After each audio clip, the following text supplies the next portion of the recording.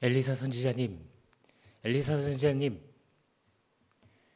이 외침이 단순히 인사를 하러 온 사람의 음성이 아닌 것을 엘리사는 직감했습니다.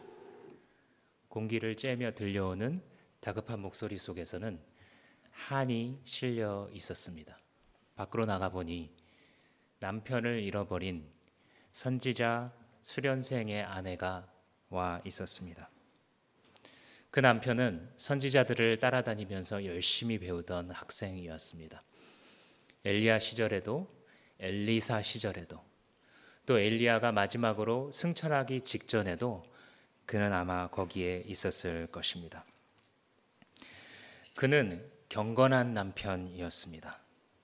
부인은 그가 가진 돈도 없고 재산도 또 여느 남편처럼 먹여 살려주지 못해도 그를 좋아했습니다.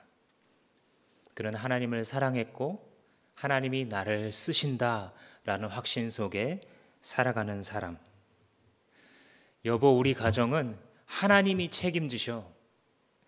우리 아이들은 하나님이 돌보신다고. 이렇게 말하는 그 남편을 존경하는 마음 하나로 그를 사랑하고 의지하는 마음으로 살아왔습니다. 그래, 하나님의 사람이라면 저렇게 살아야지. 그래, 하나님도 저런 사람을 기뻐하실 거야. 그러던 그가 죽었습니다. 하늘이 무너지는 느낌이었습니다. 기둥처럼 의지하면서 살아가던 그 사람은 야속하게 떠났습니다. 아무것도 남기지 않고. 남겨진 것은 오직 어린 두 아들 뿐이었습니다. 아빠를 잃은 걸 정말 아는지 모르는지 며칠 지나지 않아서 배고프다고 칭얼댑니다. 그래, 내가 뭐라도 해서 이 아이들 먹여 살려야지 라고 눈물을 거두며 일어났지만 마땅히 돈을 벌거나 끼니를 해결할 구석이 없습니다. 농사지을 땅 한 평도 한 뼘도 남아있지 않는 이놈의 집구석. 급한 대로 이웃집에 달려가서 나한테 허드렛 일이라도 시켜달라고, 내가 뭘 하든지 밥 한 끼만 우리 아이들 먹일 수 있게 해달라고 사정에 사정을 하며 겨우 저녁상 하나를 봐옵니다. 그러나 그마저도 자주 있는 기회가 아닙니다. 이 무서운 배고픔은 매일 밤 이 가정을 찾아옵니다. 이렇게 살다가는 우리 아이들 굶겨 죽이겠구나. 내가 지금 체면이 어딨어? 그런 거 생각할 때가 아니지. 여인은 그 마을에 재산 좀 있다고 하는 유지를 찾아가서 부탁합니다. 내가 이러이러하니 제발 우리에게 좀 먹고 살 수 있는 곡식을 달라고. 사정을 들은 동네 유지는 딱 한 사정이구려. 내가 이것을 줄 테니 한 달 동안은 먹을 수 있을 거예요 라고 하면서 밀 한 포대를 내줍니다. 이거 그냥 주는 거 아니요? 나도 그냥 줄 수는 없으니까 나중에 갚으시오. 아이고 어르신 너무 감사합니다. 이제 우리가 죽지 않게 되었습니다. 고마움에 연신 고개를 끄덕이고 조아리면서 나옵니다. 석 달 뒤에 꼭 갚기로 하고 나왔지만 뾰족한 수는 없습니다. 어떻게 되겠지라고 하는 마음뿐. 시간은 유수처럼 흘러가 석 달이 지나갑니다. 밀은 다 떨어졌습니다. 염치불구하고 그 집을 또 찾아갑니다. 어르신, 제가 갚지는 못하고 더 빌려야겠습니다. 염치불구하고 말해서 한 달치를 더 빌어 옵니다. 3년이 지나가는 동안 이러기를 10번이나 반복했습니다. 빚은 쌓여만 가고 찾아갈 때마다 자존심은 짓밟힐 대로 짓밟히고 더 이상 갚을 수 없다는 이 사정을 안 이 동네 유지도 똑같은 낯빛으로 대해주지 않습니다. 한숨이 늘어가고 삶의 무게에 짓눌려서 이제는 하늘도 원망되고 떠난 남편도 원망됩니다. 하나님이 뭐 어째? 하나님을 따라가면 뭐 책임을 져? 하나님을 믿으면 우리 가정, 우리 아이들을 하나님이 다 공급하셔? 왜 그렇게 일찍 떠나갔지? 그의 마음속에는 해결할 수 없는 질문과 더 이상 지기 힘들 것 같은 삶의 무거운 짐이 계속 놓여집니다. 동네 유지를 찾아갔을 때 처음에는 딱한 사정을 동정하는 얼굴을 보여주던 그가 이제는 귀찮아하는 모습으로, 더 시간이 지나면 무시하는 모습으로, 그리고 마지막에는 모멸하는 표정으로 바꿉니다. 이 게을러 터진 여편네야, 몇 번이나 빌려줬는데 갚지를 않아. 갚지를. 더 이상 빌려줄 수 없다는 말을 하면서 계속 이렇게 갚지 않으면 계약대로 이제 하겠다고 최후 통첩을 합니다. 빚을 갚지 못하면 자신을 종으로 팔아야 하는 법이라서 자신의 몸이라도 팔 수 있으면 팔려만 이 동네 유지는 이렇게 말을 합니다. 나는 남자 종을 원하오. 여자는 힘든 일을 할 수 없으니 당신 그 10대 자식들 그 둘 몸값은 되겠네. 지금까지 빚진 게. 다음 주까지 못 갚으면 2명을 나에게 종으로 팔아야 하오 라고 하는 말을 듣고 돌아와 여인은 먹지도 자지도 못했습니다. 일주일 동안 괴로움에 뒹굴대던 이 여인은 이제 이 아침 선지자에게 찾아와 비명처럼 그를 부른 것입니다. 엘리사 선지자님, 엘리사 선지자님. 그의 사정을 들은 엘리사는 직감합니다. 하나님이 일하시겠구나.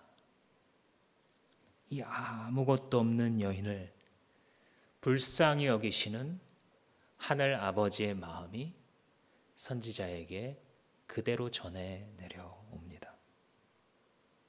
믿음 가운데 엘리사는 묻습니다. 여인이여, 무엇이 남았느냐? 여인은 속으로 생각합니다. 무엇이 남았냐고요? 좋은 질문이네요. 남편은 죽었고 아이들은 이제 종으로 팔리고 집안 세간 빚지느라 다 팔아먹고 남기는 뭐가 남습니까? 그때 여인의 머릿속을 한 장면이 스쳐갑니다. 남아있는 기름 한 병.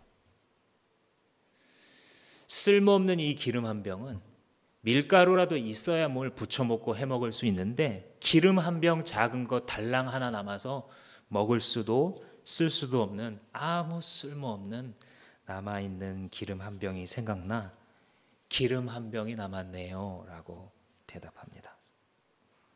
이때 엘리사의 마음속에서는 자기 스승 엘리야가 사르밧 과부를 만났던 장면을 회상합니다.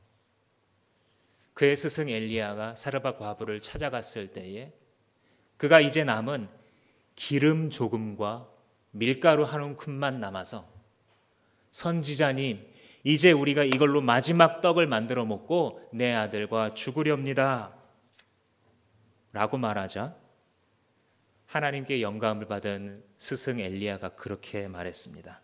여인이여, 그 마지막 떡을 만들어서 나한테 주시오.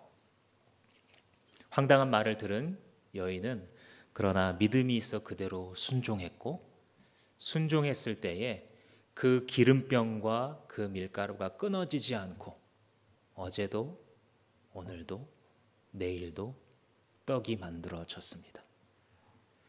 오늘이 지나고 10일이 지나고 20일이 지나고 한 달이 되도록 엘리야가 그 여인의 집에 머무르는 한은 먹을 것이 끊어지지 아니하고 그 집에 공급되었었던 스승이 들려준 그 이야기를 엘리사는 기억합니다. 하나님을 신뢰하는 마음으로 엘리사는 여인에게 말합니다. 나가서 이웃집들을 다니면서 그릇들을 몽땅 다 빌려오세요. 할 수 있는 대로 그릇을 빌려주는 사람이란 사람은 다 찾아서 당신의 집안에 채울 수 있을 만큼 빈 그릇을 다 채워 놓으세요. 여인은 그의 말대로 아들들과 함께 나아가 구걸하며 그릇들을 빌려옵니다. 하나님은 여기서부터 일하기 시작하십니다. 빈 그릇밖에 없는 이 여인의 삶 속에 그제서야 주께서는 친히 채우시기 시작합니다. 마치 1000년에 가까운 수백 년의 시간이 지나면 후에 오실 예수 그리스도께서 길 중에 기진하여 지친 많은 사람들에게 물고기 2마리와 떡 5개를 가지고서 그들에게 떼어 주시면서 너희들이 밥으로만 살아가는 것이 아니라 하나님의 입으로 나오는 모든 말씀으로 살 것이다 라고 하신 진리를 가르치신 그 말씀과 똑같이 너희들의 살아가는 삶과 생명은 눈앞에 보이는 곡식만으로, 눈앞에 남아있는 재산만으로 사는 것이 아니다 라는 것을 주님께서는 이 시대 이 미망인에게 보여주시기 시작합니다.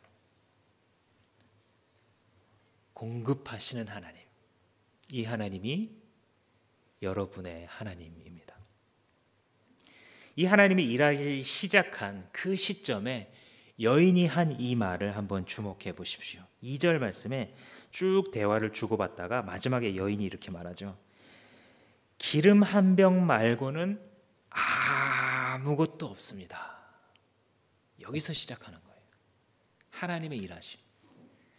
주님, 내게는요 이제 아무것도 없어요. 제가 더 이상 의지할 수 있는 곳이 아무 사람도 없어요. 하나님은 아무것도 없는 자의 삶 가운데에 하나님의 하나님 되심을 드러내기를 즐거워하십니다.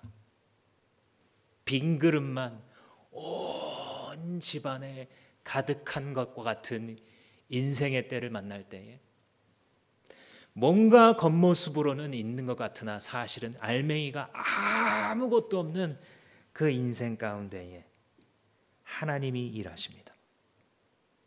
하나님께서는 그래서 이 고백을 좋아하세요. 주님, 저는 아무것도 없습니다. 남들이 봤을 때는 뭐 이런 것도 있고 저런 것도 있고, 이전에 내가 깨닫기 전에는 내가 뭐 좀 용기도 있고 지혜도 있고 그래도 남들보다 뭐가 난 줄 알았는데, 주님 정신 차리고 주님 앞에 서니 저에게는 아무것도 없네요. 하나님은 이런 사람을 외면하지 않으십니다. 지금 이 엘리사가 상징하는 하나님의 손길, 우리가 하나님 앞에 나아가 부르짖었을 때에 동일하게 우리에게 내려오는 손길입니다. 그러므로 사랑하는 성도 여러분, 하나님이 당신을 불쌍히 여긴다는 사실을 믿으십시오. 하나님은 당신이 고통당할 때에, 어느 길로 걸어가야 될지 알지 못하고 방황할 때에 당신을 긍휼히 여기시는 자비가 풍성하신 아버지이신 것을 믿으시기 바랍니다. 그 하나님께서는 주님, 내게 살아갈 길 없습니다 라고 말할 때에 거기서부터 채우시기 시작하시는 하나님이십니다. 그러므로 우리가 해야 될 일은 우리의 마음으로부터 쓰러지지 않는 것입니다. 주님, 제게 이것이 없습니다 라고 느껴질 때에, 내가 붙잡을 수 있을 줄 알았었던 것들이 내 손가락 사이로 허무하게 할 일 없이 빠져나가는 것을 눈물 흘리는 심정으로 쳐다보고 있을 때에, 그러나 그때에 자비하심으로 채우시는 하나님을 기억한다면 우리는 마음으로부터 굴복하지 않게 됩니다. 우리가 해야 될 일은 주님께 나와 부르짖는 일입니다. 엘리사 선지자님라고 불렀을 때에 그 엘리사 선지자로 대표되어진 자비로우신 우리 아버지께 우리가 나아가 무릎 꿇어야지. 누구에게 나아가 무릎 꿇으며 우리가 누구 앞에 나아가 우리의 머리를 조아리겠습니까? 우리 아버지께서 우리 안에서 승리하실 것입니다. 그렇기에 여러분, 하나님의 사람으로 지금까지 살아오려고 노력하셨다면 후회하지 마십시오.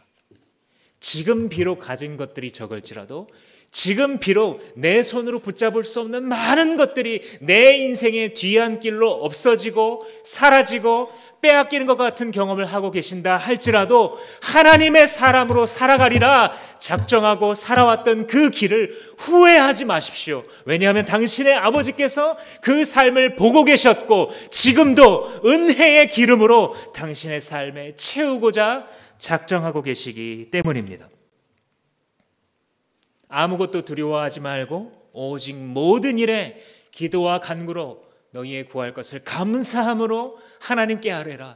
그리하면 모든 지각에 뛰어난 하나님의 평강이 그리스도 예수 안에서 너희의 마음과 생각을 지키시리라 말씀하시는 하나님이 바로 우리의 어버이, 바로 우리의 아버지 하나님이신 것입니다.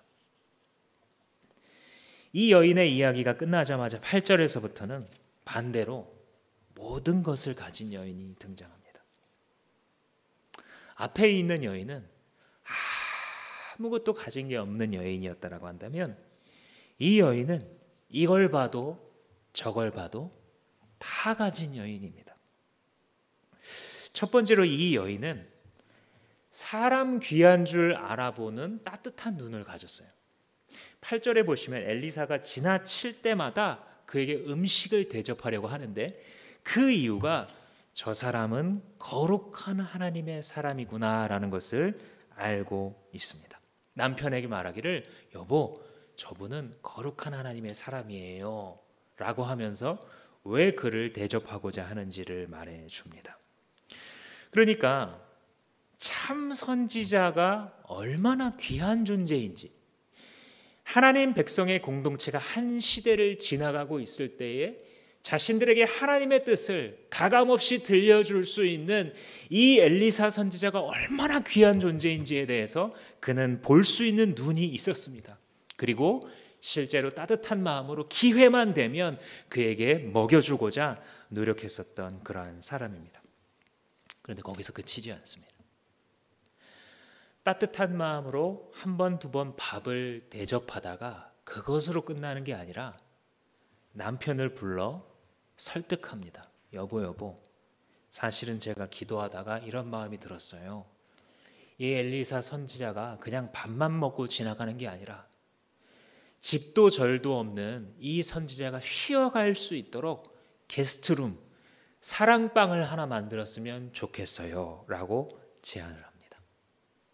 이것은 단순히 한 끼 두 끼를 대접하는 것과는 질이 다른 헌신의 영역입니다. 왜냐하면 집은 나의 것, 우리의 공간이지 않습니까?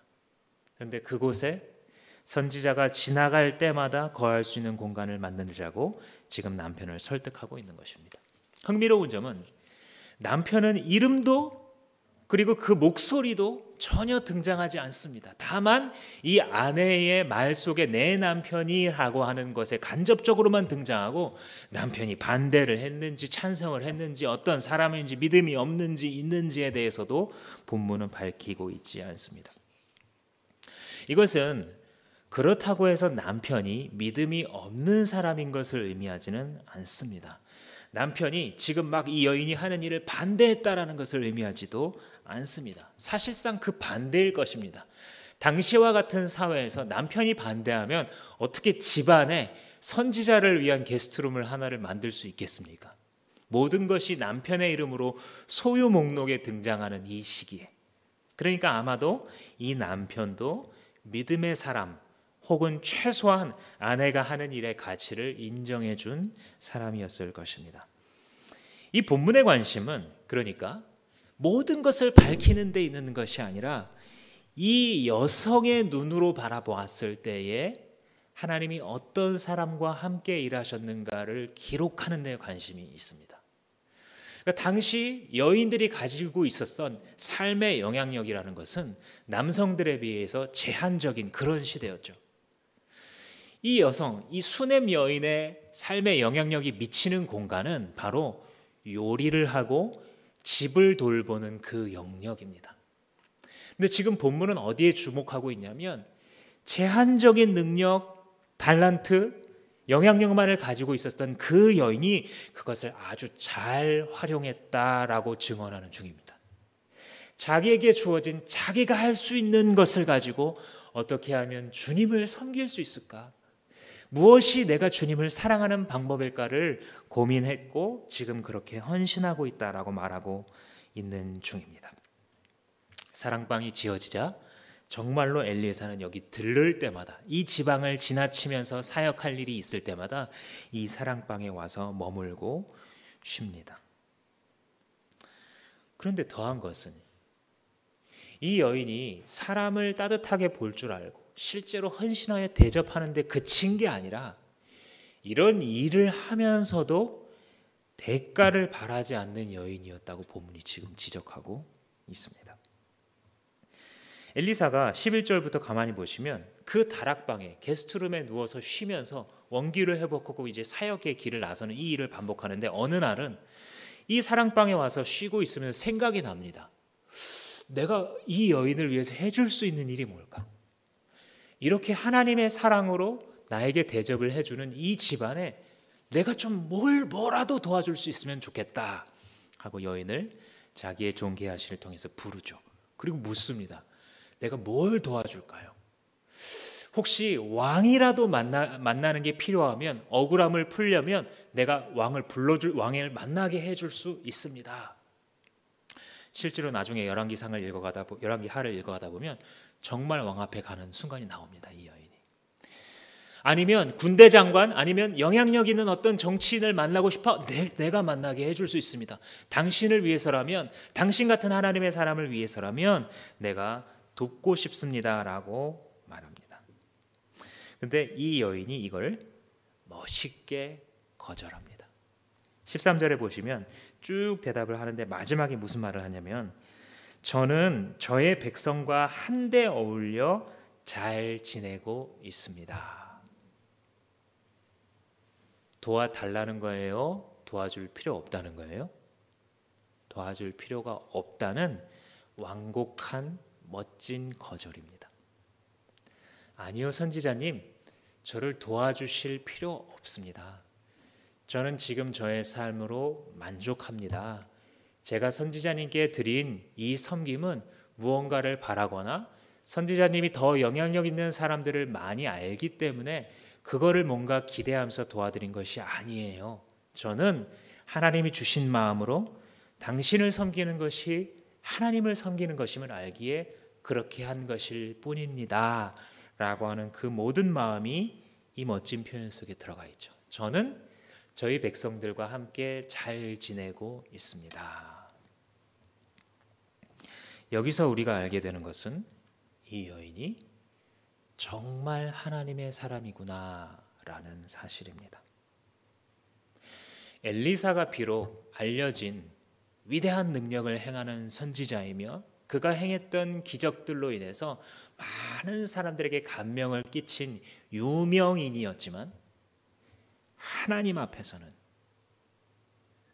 그 못지않게 유명한 것이 이 여인이었을 것이라고 확신할 수 있습니다. 하나님이 주신 작은 나만의 달란트를 가지고 제한된 환경 안에서 따뜻한 진심과 사랑의 마음, 대가를 바라지 아니하고 하나님의 나라와 그 백성들을 위해서 헌신하고자 하는 그 여인은 이미 위대한 믿음을 보여주고 있는 것입니다. 그러나 하나님은 알고 계십니다. 그녀의 삶에도 결핍이 있다는 것을.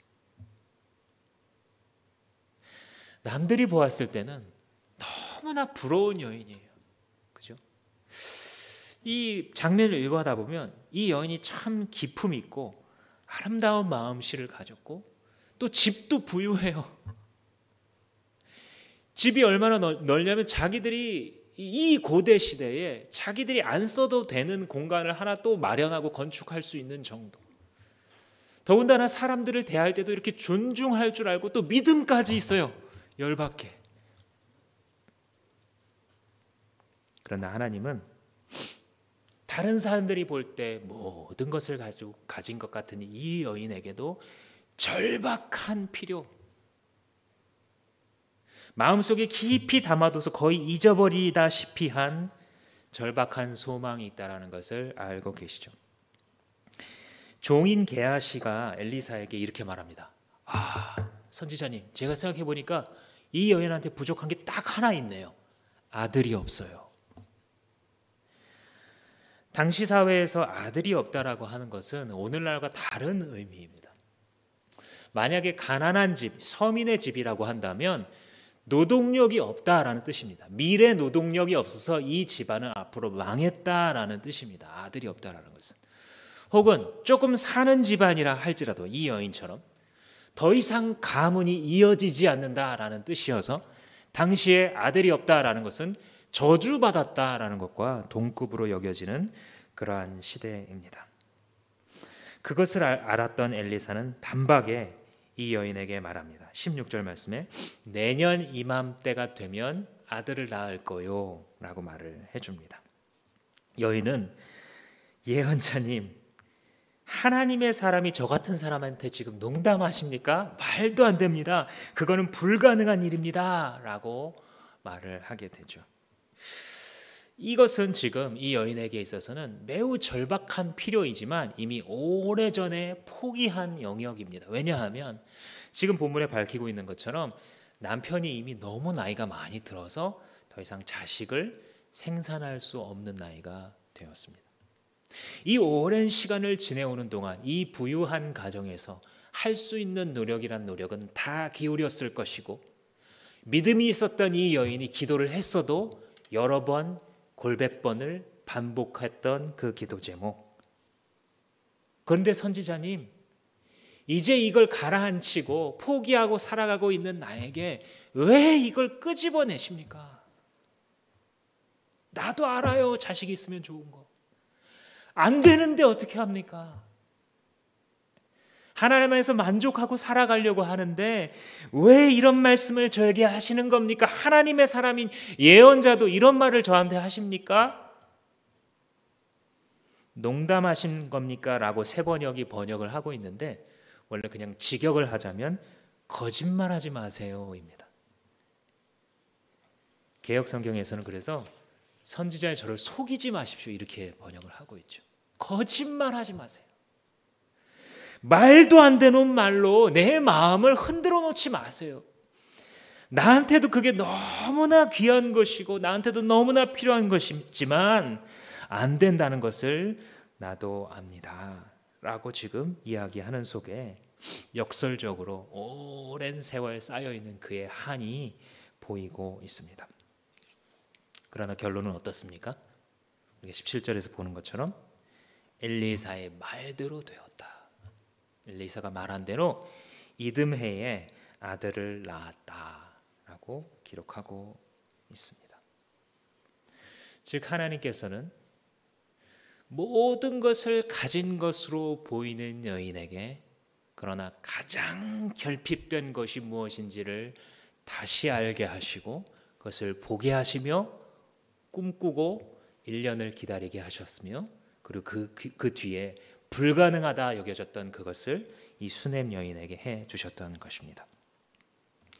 이 두 이야기를 정리해 보자면 앞에 있는 가난해서 아무것도 가진 게 없는 여인, 뒤에 부유해서 모든 것을 가진 것처럼 사람들이 보고 있는 이 두 여인은 모두 결핍된 사람인 것입니다. 결핍된 사람들의 이야기, 결핍된 사람들의 삶 속에 들어가셔서 불가능한 것을 가능한 것으로 바꾸시는, 채우시는 하나님에 대한 이야기인 것입니다. 사랑하는 성도 여러분, 때로는 우리가 하나님 앞에 무엇이 부족하다고, 나에게 이것이 결핍되었다고 부르짖을 때가 있습니다. 또 때로는 별로 부족한 것이 없는, 식구들 잘 있고 먹고 살릴 큰 걱정 없고 욕심만 좀 버리면, 핸드폰이나 좀 즐기면서 드라마나 좀 즐기면서 그냥 늙어갈 수 있겠구나, 때마다 여행 좀 다녀주면서 하나님 찬송 좀 하고 그렇게 사는 게 인생이지라고 생각했던, 그러나 사실은 결정적인 결핍이 그 삶 한가운데 있는 우리의 결핍된 삶 속에 하나님이 필요하심에 대해서 오늘 본문은 이야기하고 있습니다. 이 두 사람의 모습은 따라서 오늘을 살아가는 모든 신앙인들, 모든 결핍된 것을 어디엔가 다소간에 안고 살아가는 자들을 모두 대표합니다.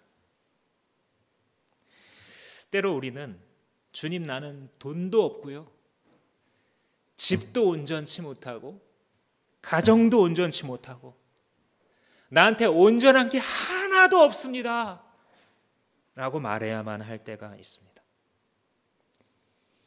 소망해 볼 수조차 없어요. 이 인생이라는 게, 이 형편이라는 게 지금 예상되는 이 길을 10년을 연장한다고 해서 뭐가 더 나아질 수 있을까? 희망의 불씨가 거의 사그라든 그런 삶, 그런 상황 가운데서 주님 앞에 나아갑니다. 그런데 주님께서는 그러한 외마디 비명 같은 기도조차도 들으십니다. 주님께서는 그들을 불쌍히 여기셔서 내 딸아, 내 아들아, 내가 네 마음을 아노라, 내가 너의 삶을 아노라, 우리에게 오셔서 우리의 빈 그릇을 채우시는 하나님이 우리 하나님이십니다. 우리의 삶의 빈 공간에 찾아오셔서 성령의 기름으로 주님의 것으로 채우시는 분이 바로 우리의 하나님이십니다. 때로는 돈도 없지 않고 가정에도 큰 문제 없고 그렇게 살아가는데 지장이 없는 것 같지만, 그러나 삶 속에 생명이 없는, 정말 왜 살아가야 되는지, 정말 어떠한 기쁨으로 내가 살아가는지 그 핵심이 빠지고 결핍된 그런 삶 가운데서도 주님은 찾아오십니다. 사랑하는 여러분, 여러분들이 삶에 어디에 계십니까? 여러분들은 둘 중에 어느 쪽에 더 가까우십니까? 그 스펙트럼 어디에 속해 있다 할지라도 하나님께서는 당신에게 찾아오셔서 당신에게 있는 가장 중요한 결핍을 채우기 원하십니다.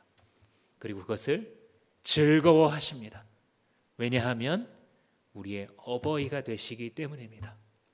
당신을 사랑하셔서 계획하셨고 창조하셨고 부르셨고 구원하셨고 아들, 딸로 양자 삼으시고 당신을 하나님의 거룩한 군사로, 거룩한 하나님의 사람으로 부르셨기 때문이십니다. 이 시간도 주님께서는 당신의 삶 가운데에 은혜로 채워주기를 원하십니다. 당신의 필요를 돌아보기를 원하십니다. 아들 예수 그리스도를 아끼지 아니하시고 십자가 위에 내어주신 그 아버지를 보십시오. 무엇을 그분께서 당신에게 아끼시겠습니까? 사랑하는 그 아들과 함께 모든 것을 은혜의 선물로 주시지 않겠습니까? 나의 절박한 필요를 아시는 하나님, 빈곤한 중에 있는 나의 영과 나의 몸을 채우기 원하시는 그 하나님을 기대하면서 살아가십시오. 나의 삶 가운데 빈 잔을 그것이 어떤 것이 되었든 간에 채우실 수 있는, 불가능을 가능으로 바꾸시는 하나님을 믿음으로 받아들이시고 찬송하면서 걸어가십시오. 당신의 삶의 대제사장 되시는 예수 그리스도를 붙들 때에, 먼저 그 나라와 그 의를 구할 때에 이 모든 것을 더하시겠다고 하신 그 하나님을 붙드십시오. 그러할 때 내게 필요한 것이 사람이든 용기이든 재산이든 지혜이든 힘이든 건강이든 더 큰 믿음이든 그 빈잔을 채우시는 분이 바로 우리의 하나님이십니다. 자기 백성을 외면하지 아니하시는, 당신의 삶 가운데 착한 일을 시작하신 우리의 아버지께서 그 날을, 그 일을 그리스도의 날까지 온전히 완성하실 것을 마음 가운데 믿고 용기 있게 일어나 뛰어가는 담대한 여러분들 되시기를 주님의 이름으로 축원합니다. 이 시간 함께 기도하겠습니다.